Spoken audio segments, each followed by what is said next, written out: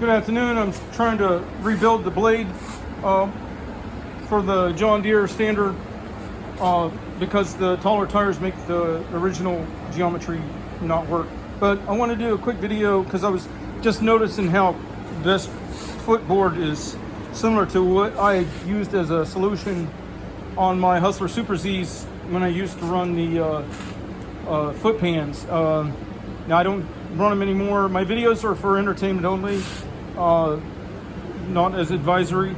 But if you were wanting to eliminate this bad scenario where your traction surfaces degrade and then you're at risk of slipping and all, one possible solution is to do as I did on all of my foot pans back then, was I just took a drill. Sorry about the camera work, guys. You know I'm on my own here.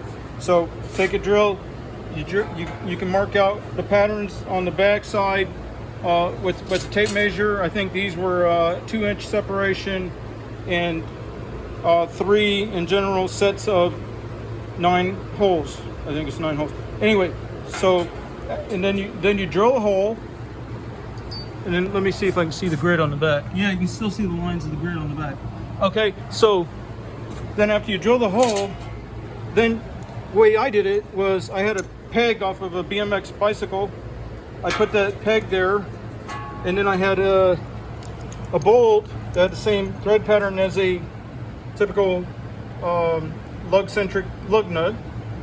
So I would put, so I'm one-handed here, folks. So I'd put the this setup on this side, the cup from the BMX peg. It's trimmed down in length.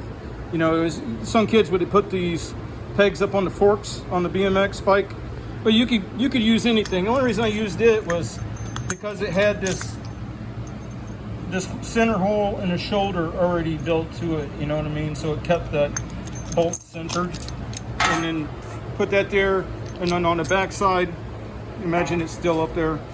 Then you put the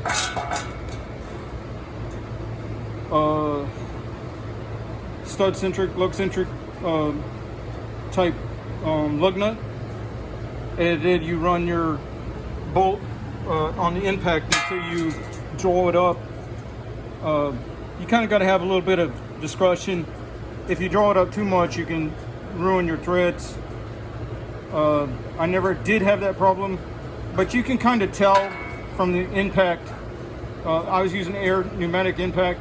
You can kind of tell when it's done giving up the amount of bow deflect is, you know, in the metal that it can, and then it gets to a certain where now it's trying to shear because your two surfaces are coming into conflict where there's no longer room for the steel in between. So it changes tone, and it's not too hard to tell after you've done it a few times. But that's how you can get back a scenario where you get traction, you have traction. Now in my case, I didn't want it here where my feet ride, but because I felt like it would just be something that would inhibit positioning of my heel.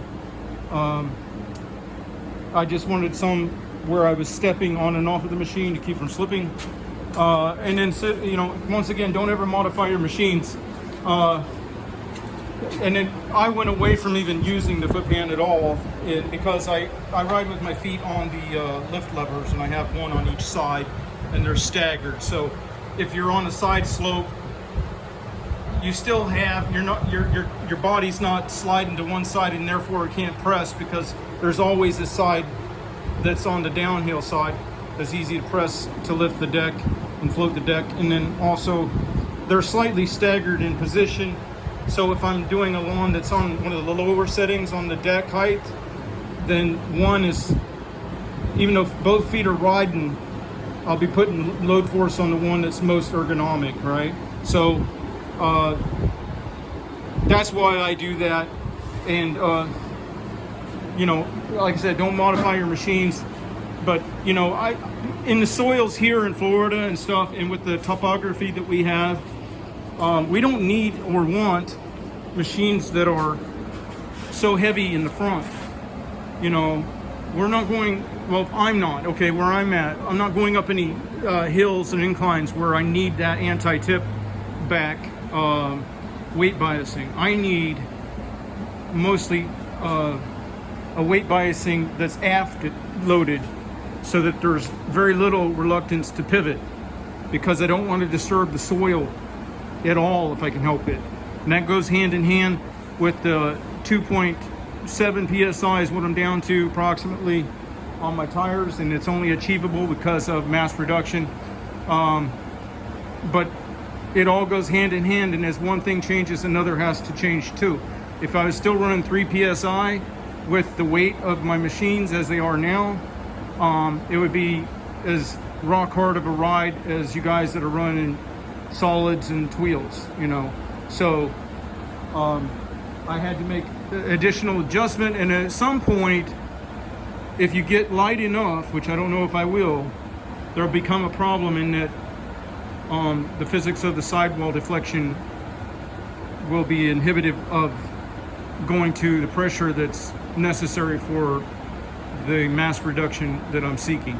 So when I cross, I'll cross that bridge when I come to it, right?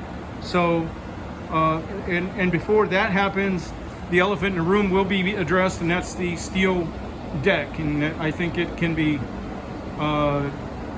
done in lighter material. All right, I'm gonna get back to work. Y'all have a good day.